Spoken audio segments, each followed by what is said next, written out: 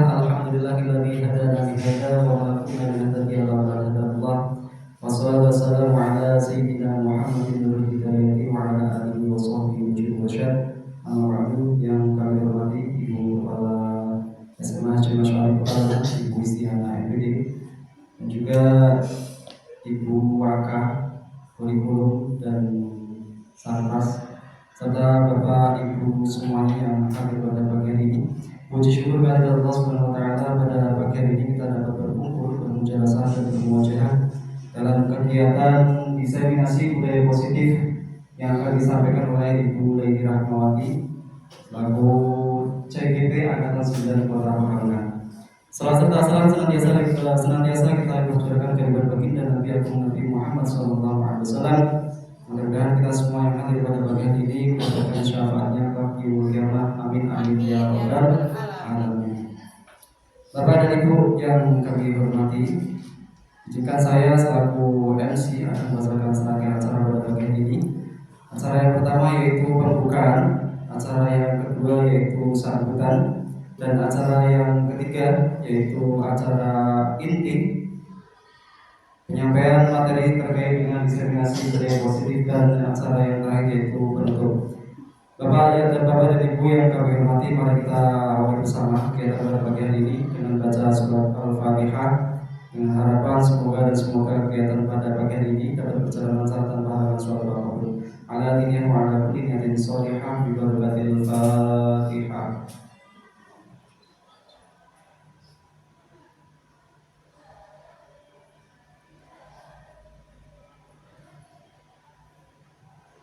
Amin. Untuk acara selanjutnya yaitu sambutan dari Ibu Kepala SMA Cuma Syarif Kepala kepada Ibu Istiana MPD, kami persilakan.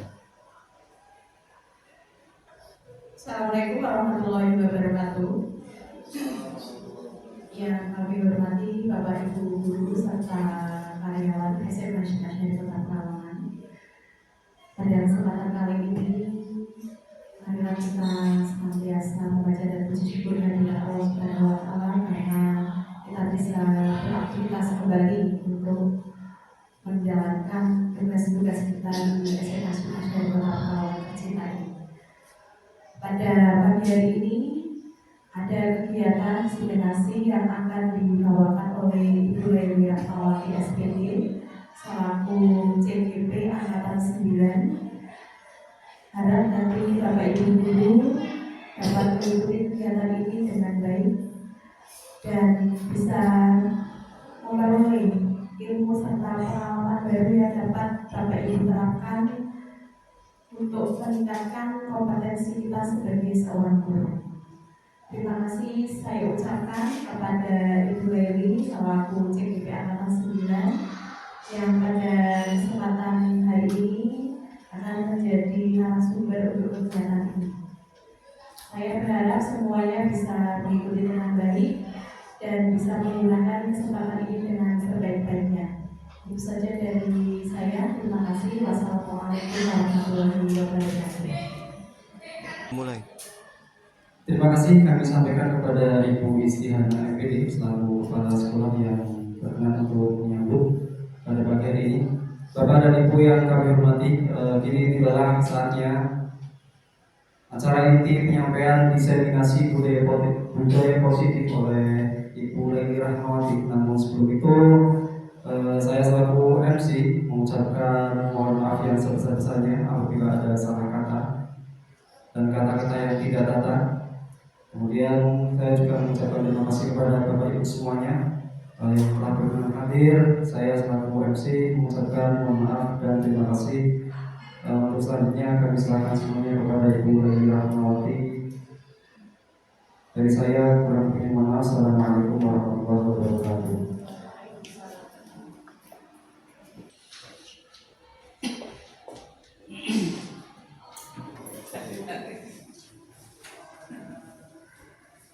Mulai. Assalamualaikum warahmatullahi wabarakatuh.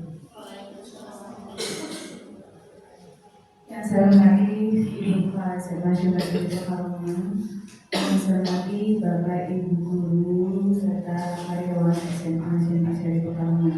Alhamdulillahirobbilalamin. Puji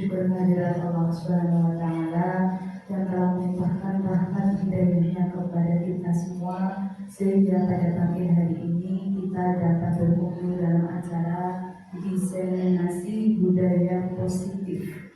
Salawat serta salam tak lupa kita haturkan kepada junjungan kita Nabi besar Muhammad SAW. Semoga kita mendapatkan syafaatnya di hari kiamat kelak. Amin. Pada kesempatan pagi hari ini, Bapak Ibu, saya ditugasi untuk menyampaikan materi yang sudah saya dapatkan selama pendidikan di CGP ini dari bulan Agustus. Jadi saya sudah mulai kegiatan dari bulan Agustus sampai sekarang sudah bulan Oktober mau berakhir. Saya sudah mendapatkan satu modul tapi 4 sub, jadi modul 1 sampai 1 4, dan ini mau masuk ini sudah masuk ke modul 21 dan begitu seterusnya sampai di bulan April nanti berakhir. Saya ucapkan terima kasih Bapak Ibu yang sudah berkenan hadir untuk mengikuti diseminasi pada pagi hari ini. Di sini saya akan menyampaikan tentang budaya positif. Nah, untuk budaya positif di sini Bapak Ibu,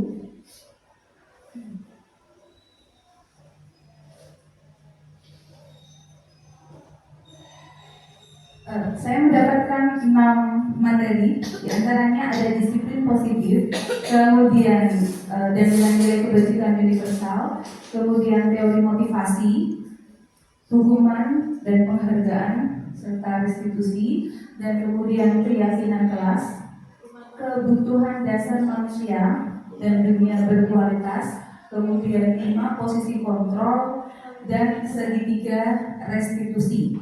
Jadi ada 6 sub dari materi budaya positif.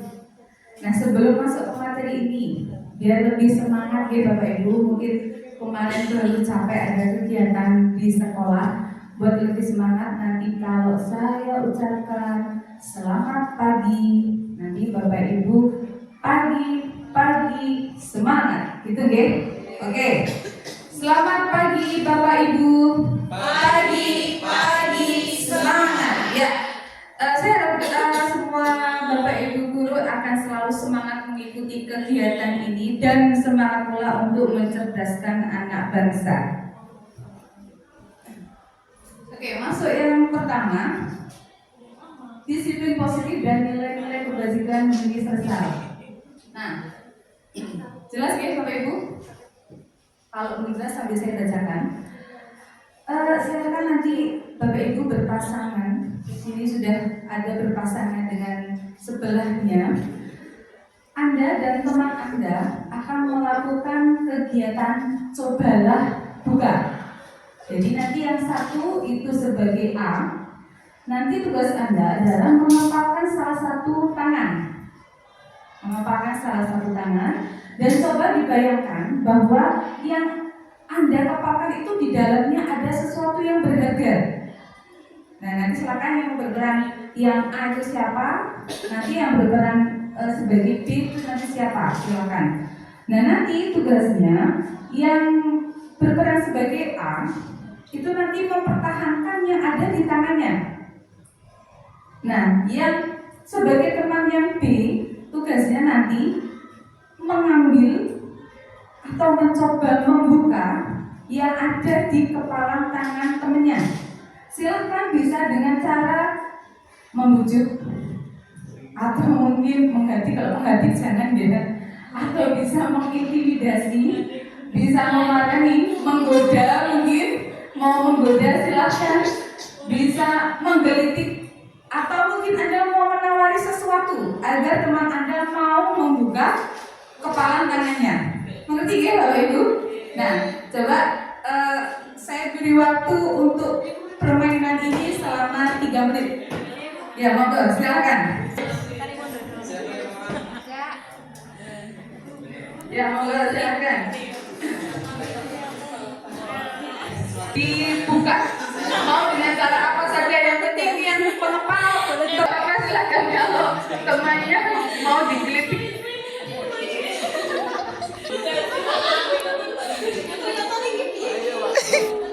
lepaskan.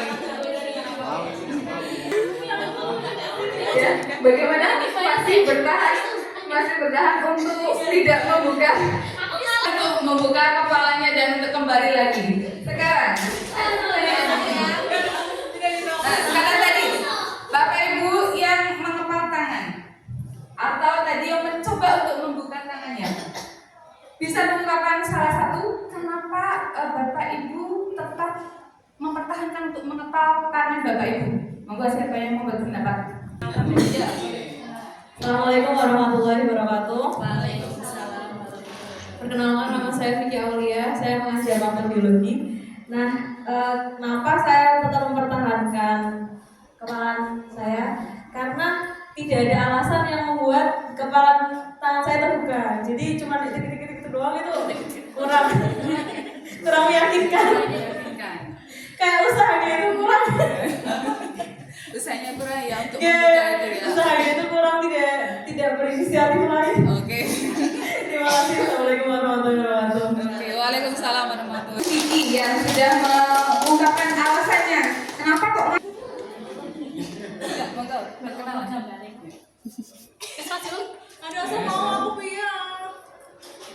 Assalamualaikum warahmatullahi wabarakatuh. Perkenalkan, nama saya Sufiana Ahmad, biasa dipanggil Bu Ana. Saya mengajar mapel matematika. Terus tadi tugasnya dari Bu Leli kan disuruh menghafal. Dan akhirnya dari kepalan saya, lawannya siapa tadi? Bu Sapna berusaha keras untuk membuka tangan saya, kepala saya. Saya sudah berusaha mengepal, tapi usahanya sangat keras untuk bagaimana caranya untuk bisa membuka kepala saya, yaitu dengan cara memaksa saya. Saya kalah karena begitu kuat tenaganya, ya, dan akhirnya kepala saya terbuka. Wow.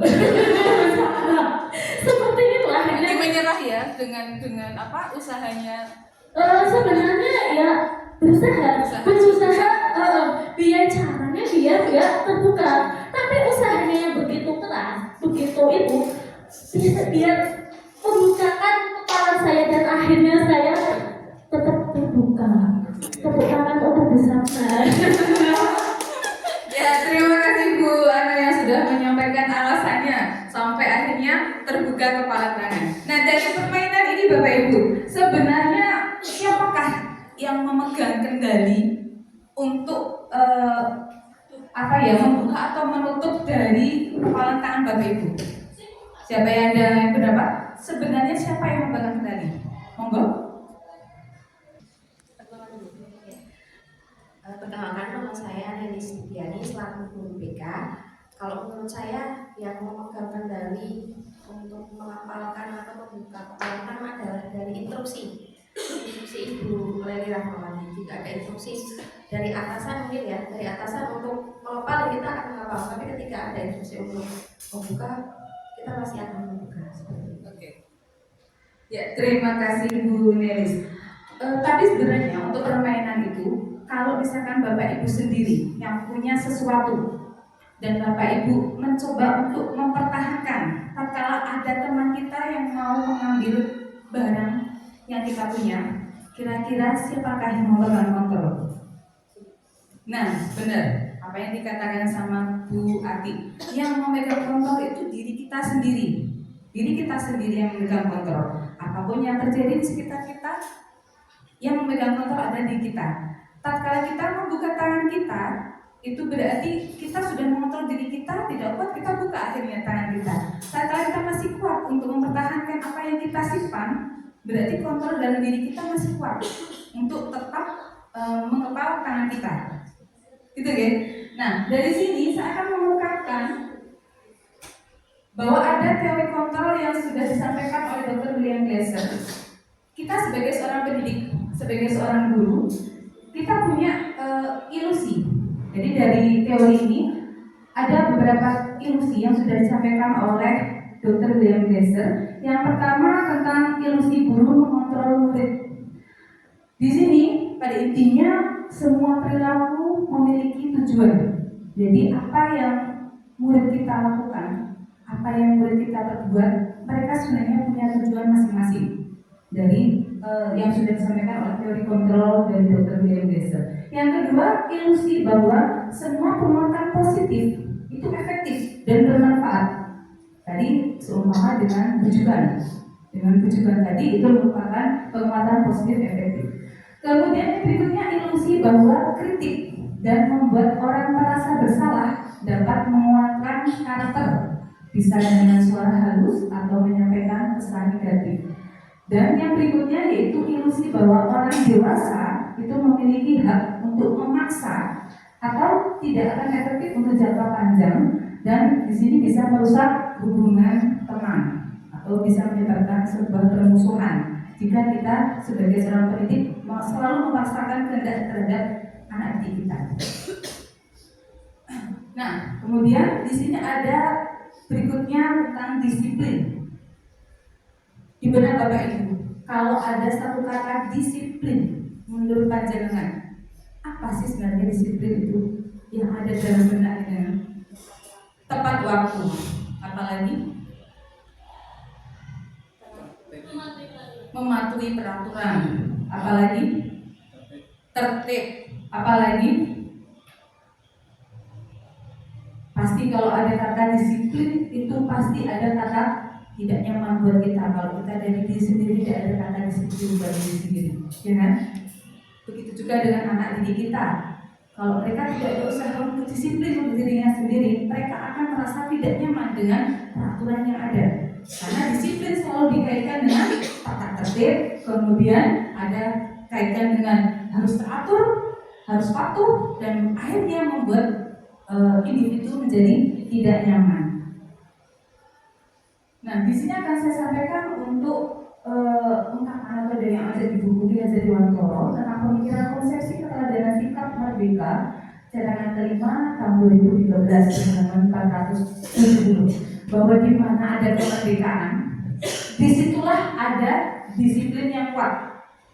Kemudian sungguh pun disiplin itu bersifat self disiplin, yaitu kita sendiri yang mewajibkan kita dengan sekeras-kerasnya, tetapi itu sama saja jika tidak cakap melakukan self disiplin. Artinya berarti harus dari diri sendiri, bahwa kata disiplin itu harus dari diri sendiri.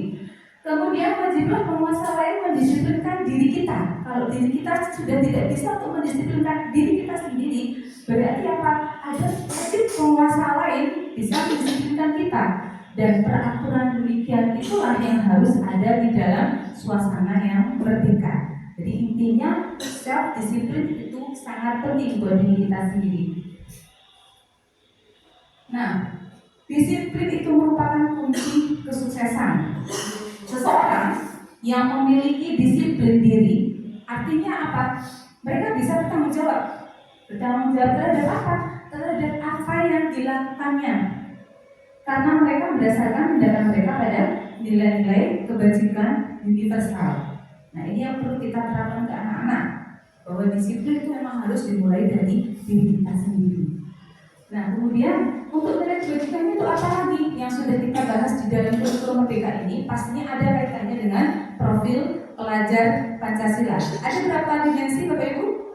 Profil pelajar Pancasila? Ada? Ada berapa profil pelajar Pancasila? Ada 6, betul. Apalagi yang pertama? Beriman. Sudah ada di depan. Beriman, bertakwa kepada Tuhan Yang Maha Esa dan berakhlak mulia. Kemudian apa lagi? Berkebinekaan global. Kemudian bergotong royong. Kemudian kreatif. Kemudian bernalar kritis dan mandiri. Nah, tujuan dari kurikulum merdeka ini tujuannya untuk membentuk murid-murid kita menjadi pelajar yang mempunyai profil pelajar Pancasila. Kemudian tujuan mulia dari penerapan disiplin positif ini apa? Agar terbentuk murid-murid yang berkarakter, kemudian berdisiplin, santun, jujur, peduli, bertanggung jawab, dan merupakan pembelajar sepanjang hayat. sesuai dengan standar kompetensi lulusan yang diharapkan. Jadi memang sesuai dengan tujuan utama dari pendidikan yang disampaikan oleh Ki Hajar Dewantara, yang ujung-ujungnya tetap mewujudkan profil pelajar Pancasila. Tujuan arahnya ke sana untuk kurikulum kita. Nah, kita masuk ke sub yang kedua tentang teori motivasi, hukuman, penghargaan, dan restitusi. Nah, Bapak Ibu yang berbahagia, masih semangat ya? Masih pagi harus semangat. Semangat pagi Bapak Ibu. Pagi, semangat. Ya, alhamdulillah masih semangat. Ya, sekarang mari kita tanyakan pada diri kita sendiri, bagaimana kita berperilaku. Kemudian, mengapa kita harus melakukan segala sesuatu? Apakah kita melakukan sesuatu itu karena adanya dorongan dari lingkungan? Kemudian, apakah karena ada dorongan yang lain? Atau terkadang kita itu melakukan sesuatu karena kita menghindari dari rasa sakit, rasa tidak nyaman. Kemudian, terkadang juga kita melakukan sesuatu itu untuk mendapatkan apa yang kita mau. Bagaimana menurut Anda? Apakah Anda pernah melakukan sesuatu itu dengan alasan untuk mendapatkan senyuman dari orang lain? Atau mungkin untuk mendapat hadiah mungkin? Atau mungkin juga karena untuk mendapatkan uang? Atau mungkin juga ya karena memang ada. Oke. Menurut Diana Gosen dalam bukunya Refocusing Full Disiplin itu menyatakan ada 3 motivasi perilaku manusia, yaitu untuk menghindari ketidaknyamanan atau hukuman, kemudian untuk mendapatkan imbalan atau penghargaan dari orang lain, dan untuk menjadi orang yang mereka inginkan dan menghargai diri sendiri dengan nilai-nilai mereka yang percaya. Berarti sama kayak tadi ya, alasan Bapak Ibu untuk melakukan sesuatu. Nah, sekarang saya ingin bertanya pada Bapak Ibu, sebagai seorang guru, saat Anda hadir mengajar di kelas tepat waktu, motivasi apakah yang mendasari tindakan Anda? Ada yang mau berpendapat? Kalau pada saat hadir di kelas tepat waktu, apa sebenarnya alasan Bapak Ibu? Ada yang mau berpendapat? Monggo, Bu Ati.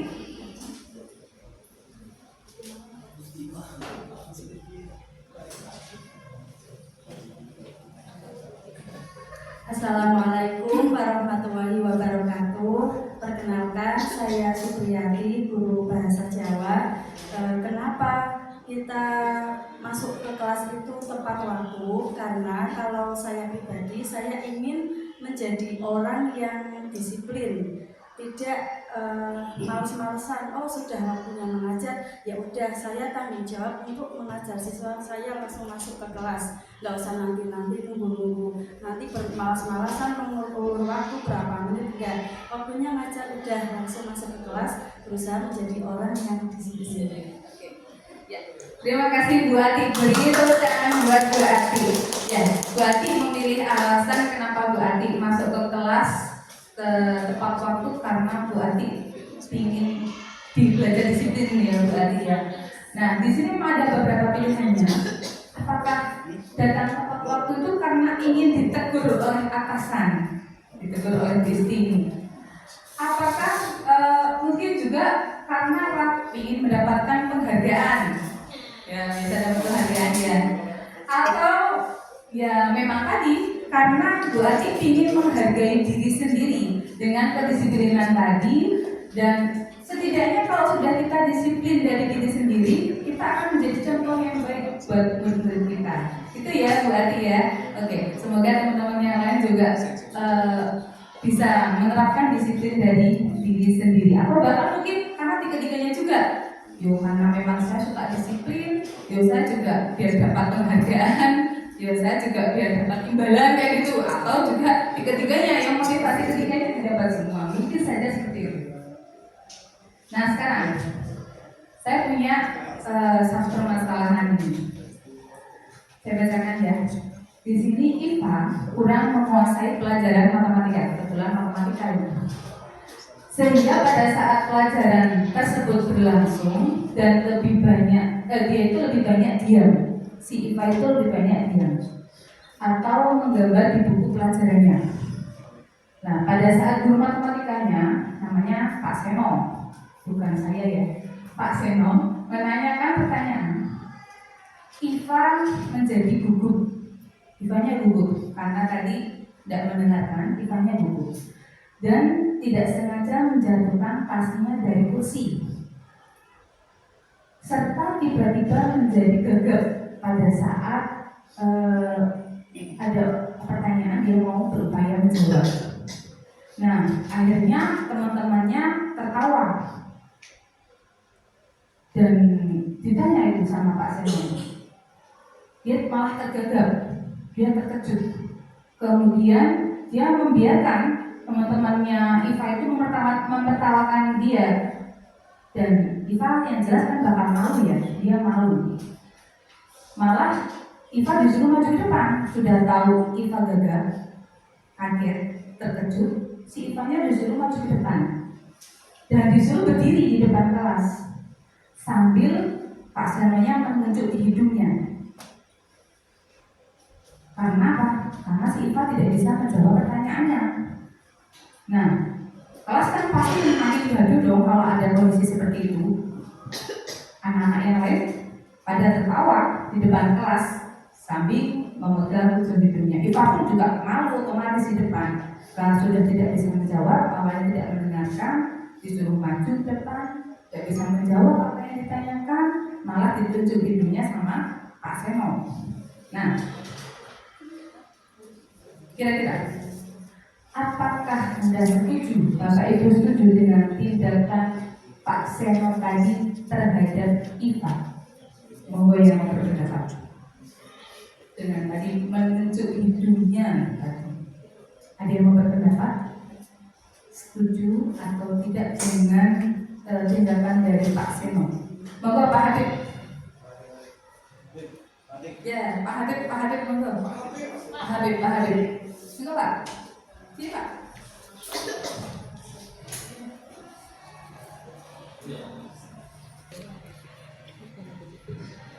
Assalamualaikum warahmatullahi wabarakatuh. Nama saya Ibrahim, guru sejarah. Jawaban saya tidak setuju. Kenapa Pak? Karena tidak sesuai dengan keadilan. Ya, karena IPA-nya dari awal kan kurang menanggapi ya, maksudnya kayak sendiri ya. Terus diberikan sebuah pertanyaan terus yang nggak bisa jawab, terus malah ditunjuk hidungnya, tambah malu lagi. Ya, menurut saya kurang setuju. Harusnya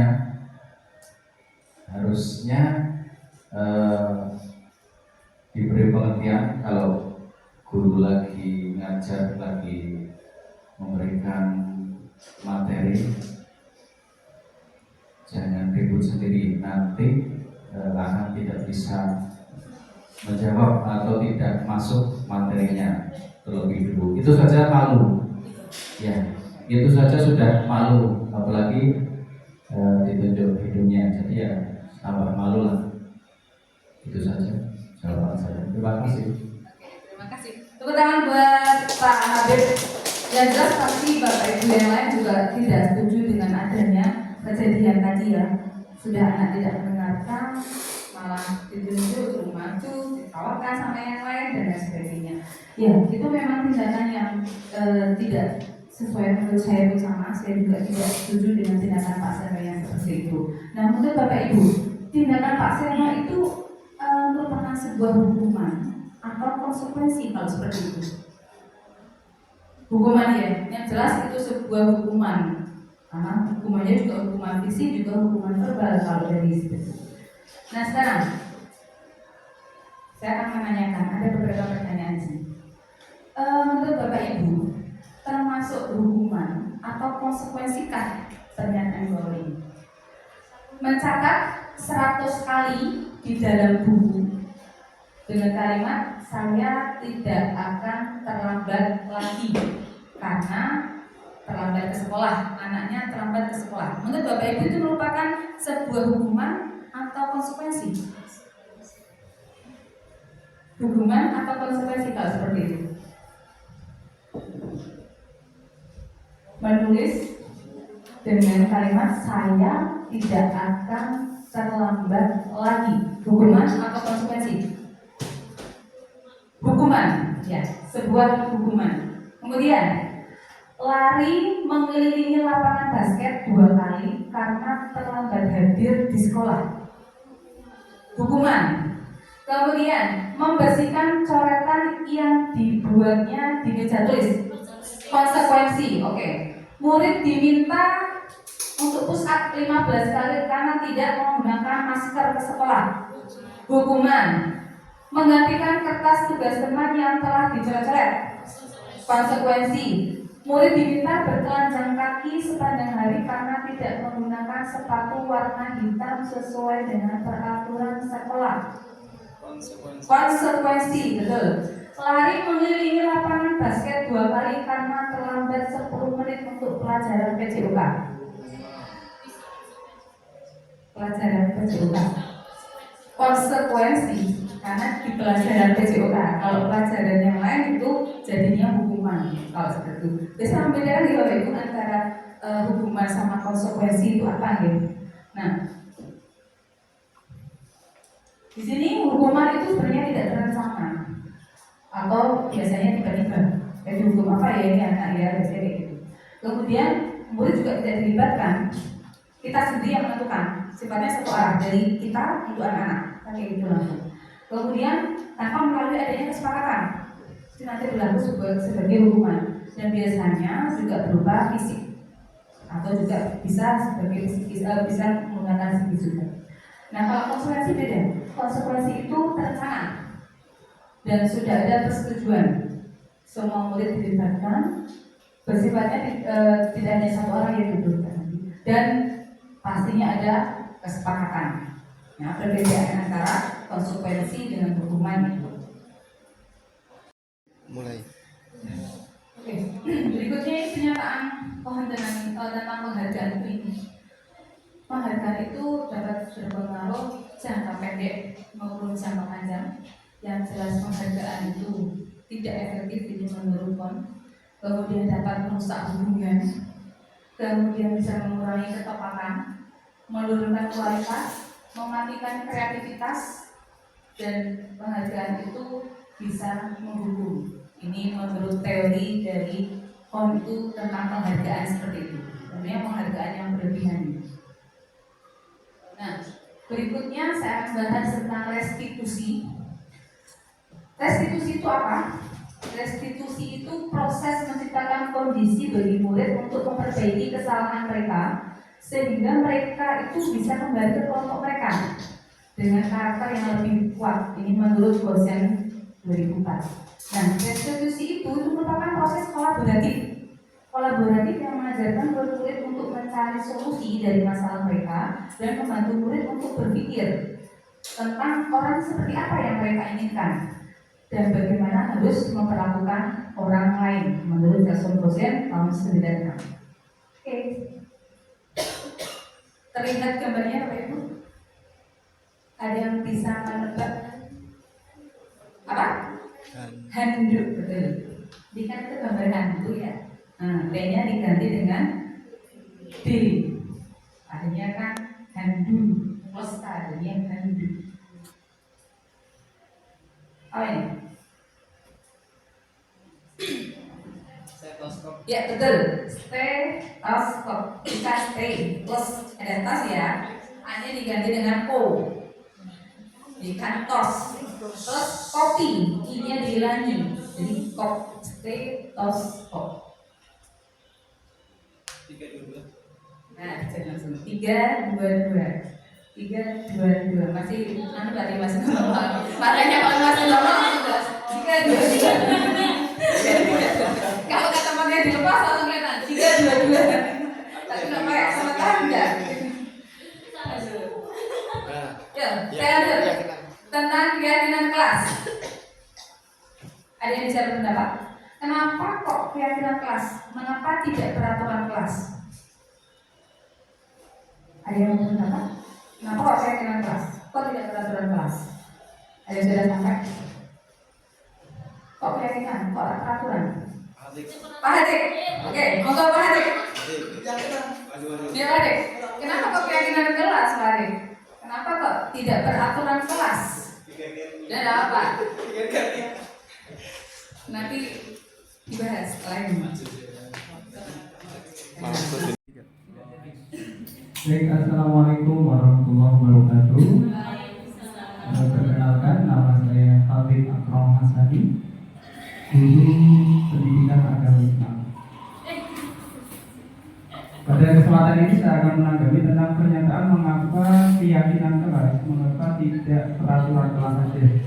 Nah, ini berkaitan dengan cara pikir dan cara pandang yang ingin kita terapkan kepada anak-anak, bahwa ketika segala sesuatu itu berangkat dari keyakinan, maka yang tumbuh adalah kesadaran. Nah, ketika kesadaran itu secara otomatis itu akan bisa jalan sendiri. Beda dengan yang namanya aturan itu cenderung dibuat dan kadang dipaksakan. Nah, sesuatu yang dipaksakan itu kadang tidak berjalan dengan semestinya. Akhirnya apa yang terjadi adalah banyaknya kemudian pelanggaran. Seperti itu. Saya kira itu. Terima kasih. Assalamualaikum warahmatullahi wabarakatuh. Waalaikumsalam warahmatullahi wabarakatuh. Luar biasa jawabannya dari hati sekali ya. Bahwa keyakinan itu memang kalau dari hati akhirnya bisa menerapkan dengan baik dari peraturan yang ada. Oke, terima kasih Pak Hadik yang sudah berkenan menjawab. Nah, kita ada pernyataan ini. Mengapa kita memiliki peraturan tentang menggunakan helm pada saat mengendarai kendaraan roda 2 atau motor? Kenapa? Kok harus memakai helm? Karena untuk keselamatan. Ya betul, karena untuk keselamatan. Selain itu, biar tidak ditilang. Apa lagi? Biar nggak kepanasan, biar nggak hitam. Kalau ada sesuatu misalkan kecelakaan juga, kalau pakai helm lebih aman ya, menjaga kesehatan juga. Kemudian mengapa kita memiliki peraturan tentang penggunaan masker dan mencuci tangan setiap saat? Untuk menjaga kebersihan, untuk menjaga kesehatan. Nah, kalau kita sudah yakin dengan itu, sudah yakin dengan oh ya, kalau pakai helm itu ya untuk keselamatan kita. Kalau kita mencuci tangan itu ya untuk kebersihan, untuk kesehatan kita. Saya yakin kalau tanpa ada peraturan seperti itu, kita sudah yakin sendiri nih. Tanpa kita mau ya sudah kita pakai helm otomatis. Tidak karena oh tidak ada bapak polisi nih, saya tidak mau pakai helm. Oh ada bapak polisi nih, saya mau pakai helm. Kan seperti itu ya. Nah itu intinya itu sama aja seperti itu. Yang namanya keyakinan memang harus dari hati. Nah di sini untuk keyakinan sekolah atau untuk keyakinan kelas itu sifatnya lebih abstrak dari peraturan, lebih umum. Kemudian berupa pernyataan universal yang bentuk kalimatnya positif dan mudah diingat atau dipahami oleh semua warga kelas. Dan warga kelas itu semuanya itu berkontribusi serta bersedia ditinjau kembali tentang keyakinan kelas dari waktu ke waktu. Jadi saya sudah menerapkannya di kelas 11.1 waktu itu. Saya sudah membuat keyakinan kelas bersama anak-anak. Nah, kemudian untuk kebutuhan dasar manusia.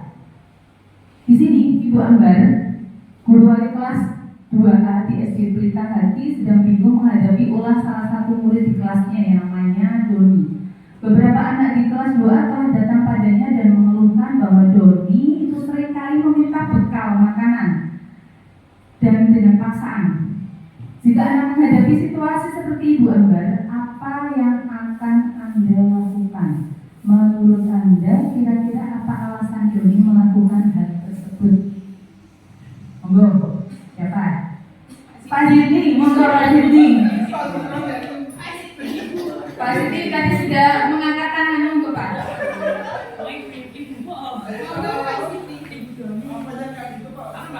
diambil ini.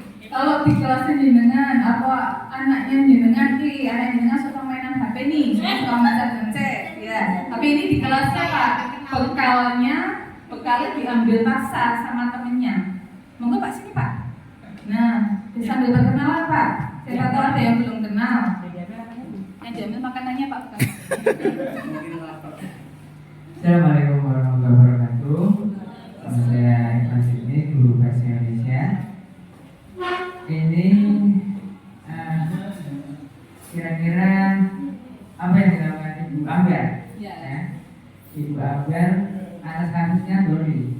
Doni berarti misalnya nakal ya? Ya, kita ngerti. Oh, Doni ini ya minta jajan ke teman-temannya, terus apa yang Anda lakukan? Saya tanya Doni dulu. Kemungkinan Doni itu mungkin nggak bawa uang saku, apa? Kemudian atau kemungkinan yang lain adalah dia memang usil aja sama temannya, usil. Tapi kalau tidak melewati batas wajar, mungkin saya hanya akan memberikan beberapa nasihat yang positif gitu ya.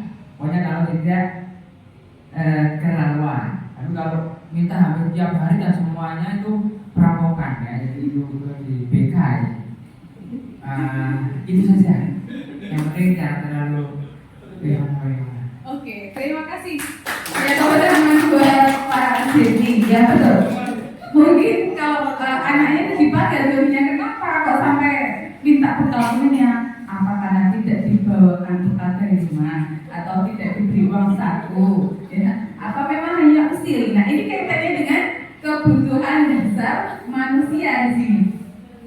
Nah, untuk konsepnya nih, menurut Dr. William Glasser dan Toys Theory, itu ada 5 kebutuhan dasar manusia, yaitu untuk bertahan hidup, kemudian kasih sayang dan rasa diterima, ada penguasaan, kesenangan, dan kebebasan. Nah, tadi yang diungkapkan sama Pak Zidni itu masalah kesenangan, berarti yang mungkin saja si Doni usil, ingin diperhatikan sama temennya, ingin diperhatikan sama bapak ibu gurunya, dan memang mungkin juga karena dia lapar, memang tidak diberi saku, tidak diberi bekal dari orang tuanya.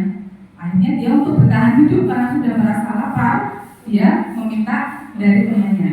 Nah, itu kebutuhan dasar dari si Doni. Nah, tadi sudah saya sampaikan. Untuk 5 kebutuhan dasar tadi, yang pertama bertahan hidup atau survival. Kebutuhan di sini itu maksudnya bersifat fisiologis untuk bertahan hidup. Contohnya apa? Tentang kesehatan, rumah, makanan, termasuk kebutuhan biologis. Nah, bagian dari proses reproduksi juga termasuk untuk bertahan hidup di sini. Kemudian untuk kebutuhan disayangi dan diterima, di sini meliputi kebutuhan hubungan dan koneksi sosial, jadi interaksi antar kelompok ya. Kemudian ada penguasaan atau pengakuan atas kemampuan. Nah, tadi yang disampaikan juga untuk kasus Doni juga sama. Di sini mungkin Doni bisa mau dianggap temannya itu dia punya pengaruh atau kompeten atau bisa diakui atau dihormati.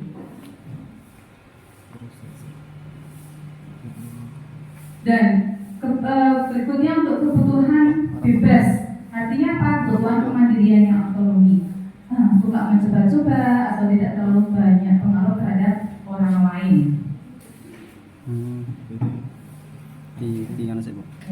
Berikutnya adalah kebutuhan kesenangan, itu kebutuhan untuk mencari kesenangan ya. Tadi usul tadi ya Pak Zidia juga usul juga termasuk kebutuhan kesenangan. Di sini dunia berkualitas Anda itu adalah tempat khusus dalam pikiran Anda, tempat Anda menyimpan gambaran representasi dari semua yang Anda inginkan. Bisa berisi orang-orang, hal-hal apa saja yang terbaik dalam hidup Anda dan membuat Anda merasa bahagia karena kebutuhan dasar Anda sudah terpenuhi. Nah, untuk yang dunia berkualitas. Oke, tambah-tambah lagi. Mati rasa. Apa? Mati rasa. Tuh, kita mati ada rasa. Kemudian mati rasa. Pengalaman pribadi ya? Jadi Saya mati butuh. Apa ini? Minum jamu, betul. Minum jamu. Terus ya, gambar tadi kan gambar minum tuh, orang minum, ada jam, tambah ibu, minum jamu. Oke, berikutnya untuk posisi kontrol seorang guru ada 5 posisi kontrol seorang guru, yaitu ada penghukum, manajer, pembuat merasa bersalah, pemantau, dan sebagai teman. Nah, sebagai penghukum tentunya ini bersifat menghukum fisik maupun hukuman verbal.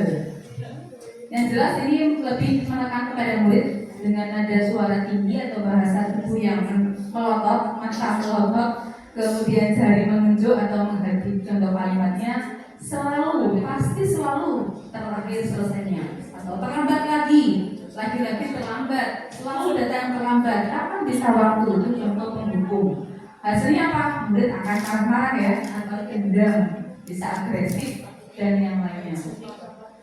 Kemudian membuat merasa bersalah. Guru bersuara lembut membuat orang lain tidak nyaman, bersalah.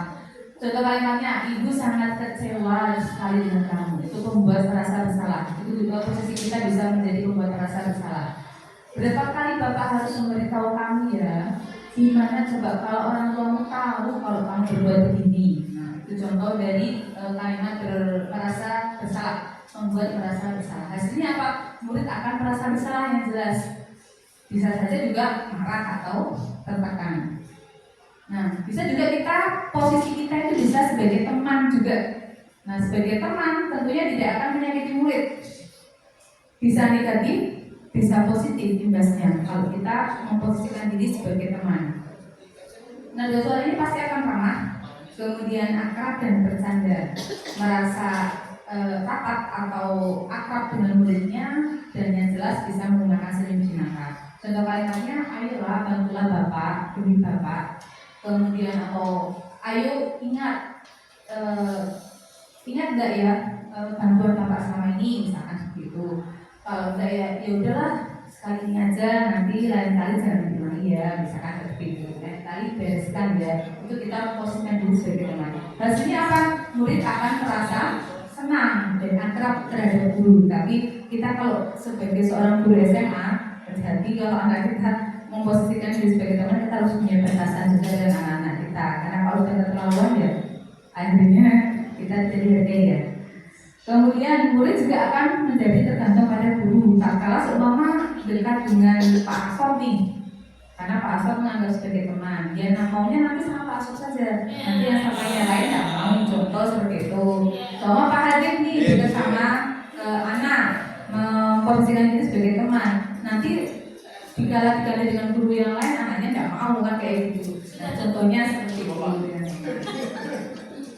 Nah, biasanya seorang guru itu ya sebagai pemantau baik di kelas maupun di lingkungan sekolah. Biasanya yang memantau itu yang mengawasi ya, berdasarkan peraturan. Contoh kalimatnya ya apa yang telah kamu lakukan, mempertanyakan kepada mereka, terus mempertanyakan juga sanksi atau konsekuensinya apa dengan kalau seperti itu. Hasilnya apa? Murid memahami konsekuensinya dan guru tidak menunjukkan satu emosi yang berlebihan. Nah, yang paling bagus itu adalah sebagai posisi kita sebagai manajer. Sebagai manajer apa di sini guru bersama murid itu mempersilahkan murid untuk mempertanggungjawabkan kesalahannya. Kemudian menemukan solusi. Jadi dari manajer ke situ posisi sebagai manajer kita menemukan solusi dari permasalahannya sendiri, kita hanya membantu mereka. Dan murid diajak untuk menganalisis kebutuhan dirinya. Contoh kalimatnya apa yang kita yakini. Kemudian jika kamu meyakininya, apakah kamu bersedia memperbaikinya. Dan hasilnya apa? Guru akan mengembalikan tanggung jawab pada murid, dan murid akan mencari jalan keluar sendiri atas permasalahannya yang sudah ada. Tentunya dengan bimbingan dari Bapak Ibu guru. Nah, yang terakhir tentang segitiga restitusi. Di sini untuk segitiga restitusi itu apa? Suatu proses dialog yang dijalankan guru atau orang tua agar dapat menghasilkan murid yang mandiri dan bertanggung jawab. Ada 3 tahapan, yaitu menstabilkan identitas.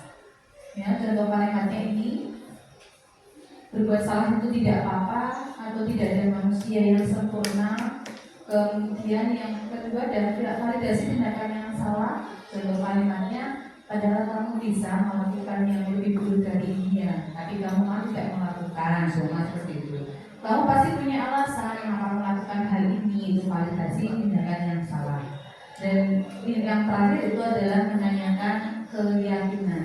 Contohnya ini, apa yang kita percaya sebagai keluarga atau kelas, apa nilai umumnya dapat kita sepakati. Nah, mungkin ini sudah pernah diterapkan Bu Denis mungkin ya sebagai guru BK. Kalau guru kita ada permasalahan, sudah mentok ya Bu Denis, beda dengan cara apa ya, kita coba menggunakan segitiga restitusi. Mungkin anak bisa lebih menggali apa yang ada dalam diri mereka, permasalahan yang ada di mereka. Kita hanya membantu untuk ya mereka menemukan solusi dari permasalahan-permasalahan yang ada. Nanti kita belajar bareng Bu Denis untuk menerapkan segitiga restitusi ke anak-anak kita yang memang membutuhkan ekstra pemikiran juga di Indonesia. Oke, terima kasih sudah selesai. Ya, demikian tadi Bapak Ibu pemaparan saya tentang budaya positif. Dari sini nanti berikutnya kita bisa menerapkan budaya positif dari beberapa materi yang sudah saya sampaikan. Dan terima kasih kerjasamanya untuk hari ini. Tetap semangat ya Bapak Ibu untuk mengajarkan budaya positif ke anak-anak kita, dan kita menjadi bisa disiplin dari diri sendiri, dari diri kita sendiri. Terima kasih atas waktunya. Kurang lebihnya mohon maaf. Wassalamualaikum warahmatullahi wabarakatuh.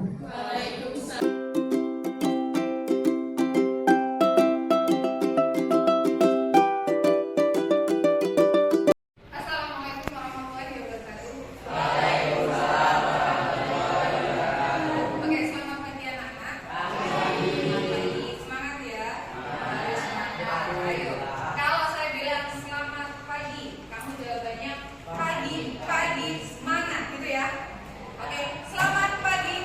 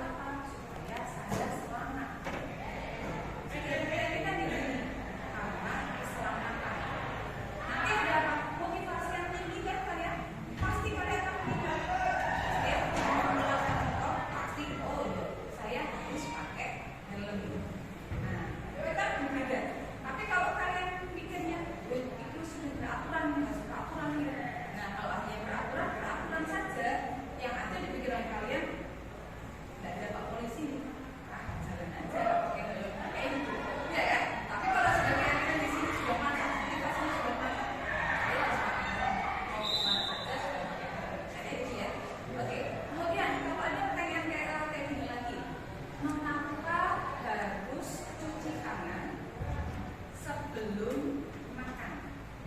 Ayo jawab. Oke, agar tidak ada kuman yang masih menempel di tangan. Siapa lagi yang mau jawab?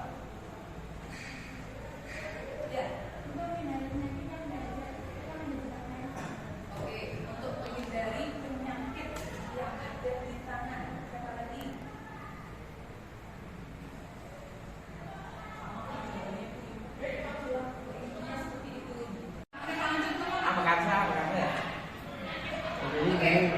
Berarti intinya apa tadi? Untuk menjaga kesehatan, kebersihan. Kalau sekolah nih, sekolah ngasih aturan harus cuci tangan dulu tanpa dikasih pengertian ke kamu. Mesti kamu mikirin tidak boleh, nggak usah cuci tangan, kayak gitu kan? Cuci tangan, kayak gitu kan? Tetapi kalau di pikiran kalian, di hati kalian sudah yakin, oh kalau cuci tangan itu tujuannya untuk kebersihan, untuk kesehatan kalian, pasti akan muncul dari diri sendiri. Tidak ada siapapun, kalian akan sadar, oh saya harus cuci tangan dulu sebelum makan. Itu ya. Nah, tahu kan perbedaannya ya? Sudah tahu perbedaan antara peraturan dengan keyakinan ya? Nah, mungkin bahasanya berbeda. Nih, saya kasih contoh untuk keyakinan kelas. Kelihatan nggak tulisannya? Ya. Di situ ada berdoa sebelum dan sesudah kegiatan belajar mengajar. Contoh untuk keyakinan kelas ini. Kemudian menjaga kebersihan dan kenyamanan kelas. Kemudian menjaga sopan santun untuk keyakinan kelas. Kemudian musyawarah dalam memecahkan masalah, seumpama di kelas ada masalah nih. Kemudian disiplin waktu, tadi yang saya bilang. Kemudian saling menghormati dan saling menghargai. Contoh ini. Jadi yang namanya keyakinan kelas itu nanti berupa kalimat positif. Kalimat positif yang mudah diingat, tidak usah terlalu panjang-panjang. Contohnya, terus mengucapkan di rumah. Kalau tidak kan ketahuan ini kan susah. Jadi yang sudah bukan positif aku positif. Disitu harus sopan santun itu apa lagi? Oh, harus kayak gini. Nek pakai kalimat panjang kan? Saya harus menghormati bapak ibu.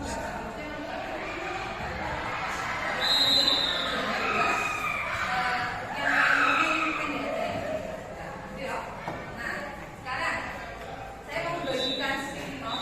Nanti silakan kalian tulis nama sama ditulis keinginan kalian itu apa untuk kelas? Ini dulu para kameranya ada, ini kameranya.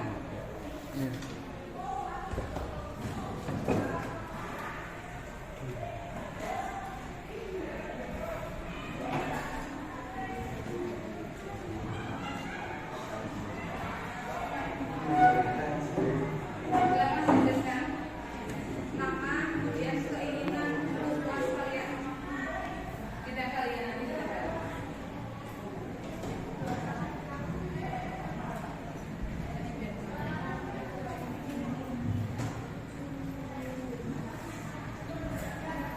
Dikat pos nanti. Dikat nanti diambil bagian tulis di situ. Yang dituliskan keinginan kelas kalian, keinginan untuk kelas kalian.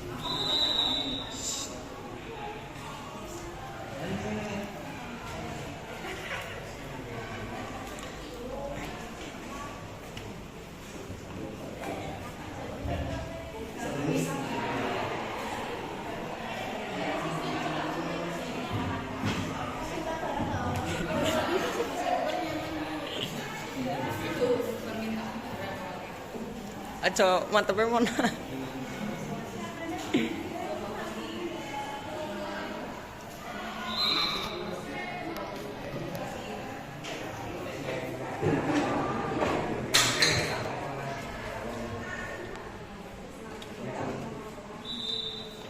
Bu, di pause maning siapa Bu? Bu Laili. Di pos mana Pak Bu?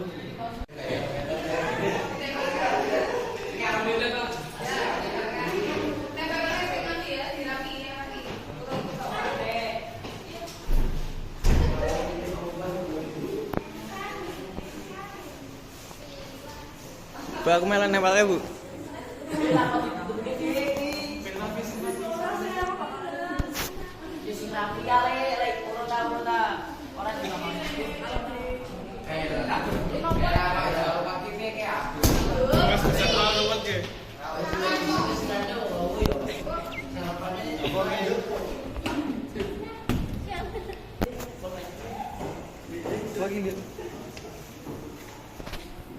Sitnya luar, sini luar tewe. Oi.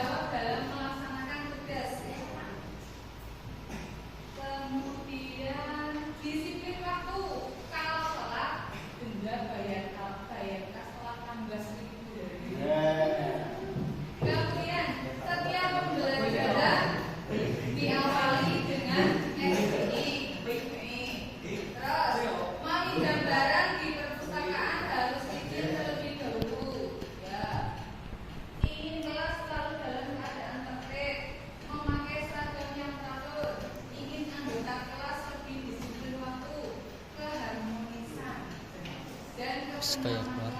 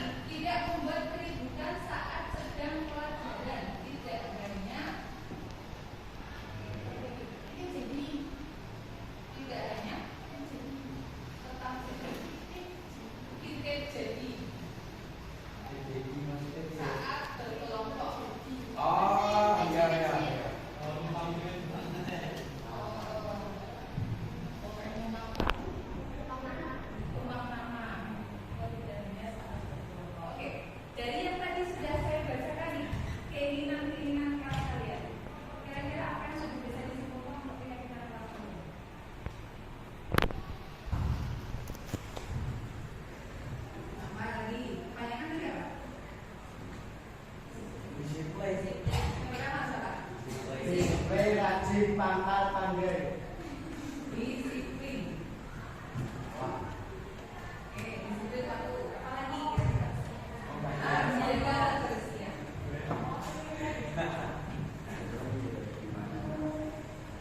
Menjaga kebersihan. Apalagi? Yang tadi mas ya, biasakan. Membiasakan 5S. Terus apa lagi? Membiasakan membayar uang kafe, berarti maksudnya dia apa? Disiplin juga ya? Disiplin juga kan? Berarti udah maksudnya ya. Apa lagi? Tertib.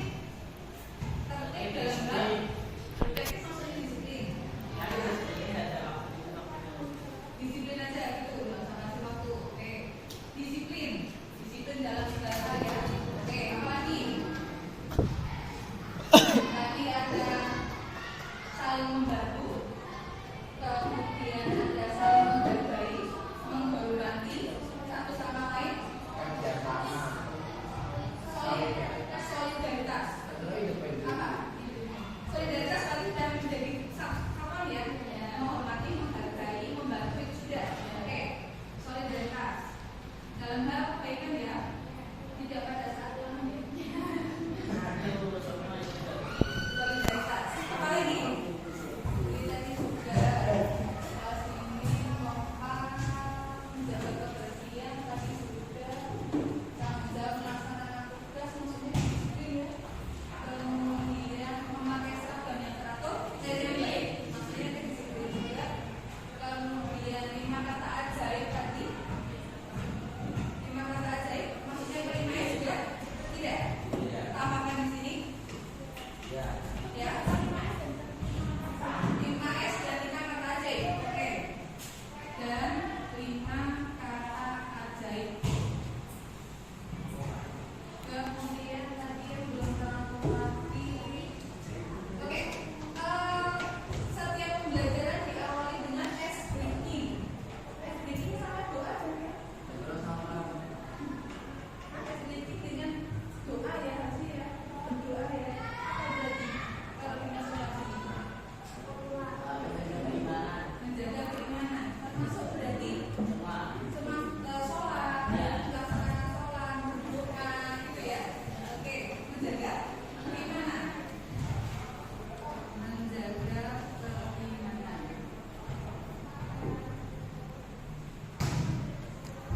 Terus apa lagi? Disiplin juga selalu menjaga kebersihan dan kebersihan dan ketentraman kelas terjadi.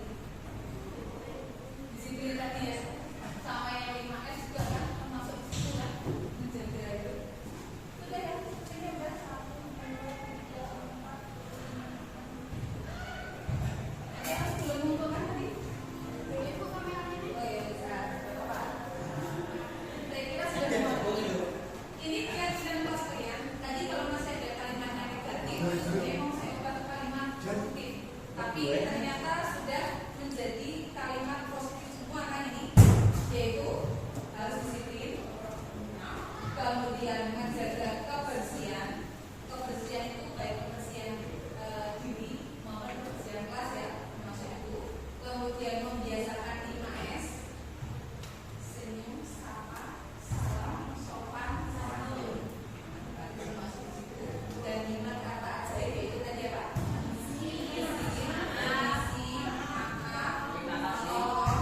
kasih. Biasakan ya. Kemudian solidaritas tadi yang dimaksud apa?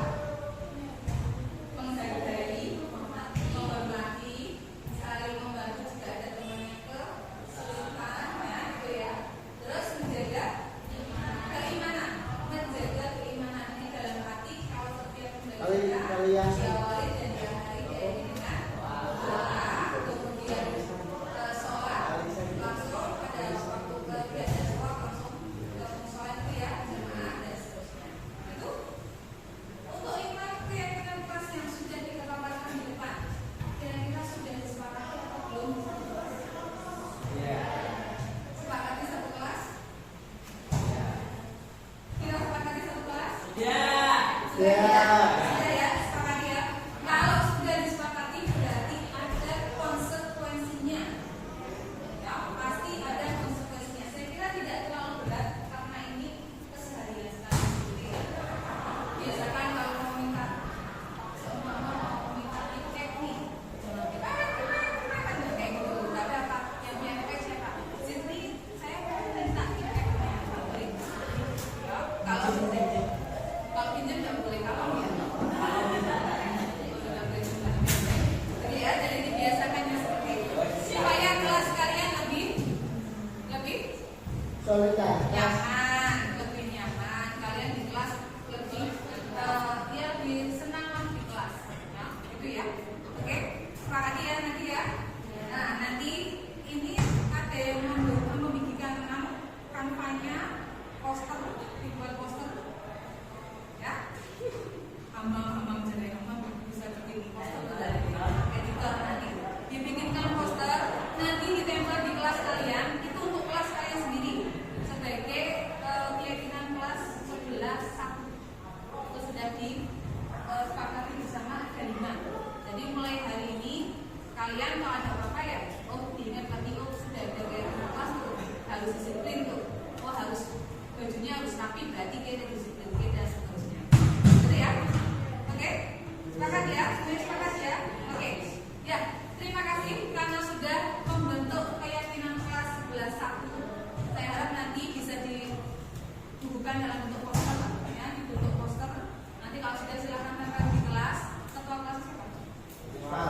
Nah, Aspal. Nanti Aspal tempelkan hasil diskusi kita tentang keyakinan kelas di bentuk poster, mau ditulis tangan boleh atau melibatkan mau pimpin juga boleh. Silakan. Oke ya? Oke. Terima kasih sudah berpartisipasi. Saya mohon maaf kalau tadi membimbing kayak kalian untuk keyakinan kelas ada salah kata. Mohon maaf. Wassalamualaikum warahmatullahi wabarakatuh. Waalaikumsalam warahmatullahi wabarakatuh. Kan ini juga kan. Oh alah.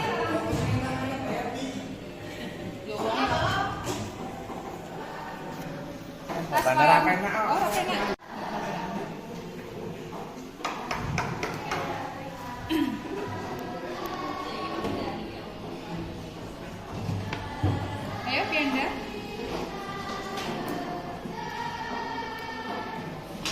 Abi.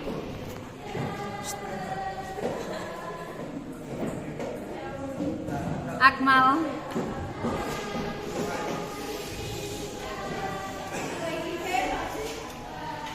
Senyum apa, bro? Imam. Ade. Lutfi.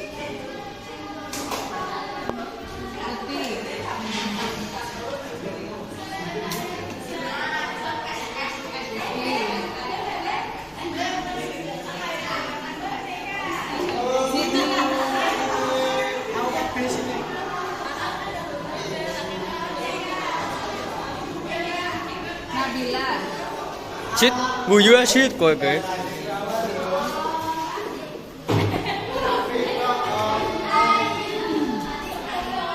Naila. Retno.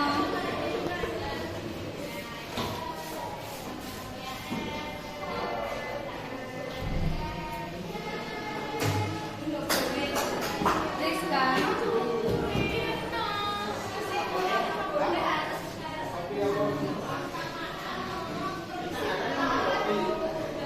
Sabrina. Sabrina. Salwa.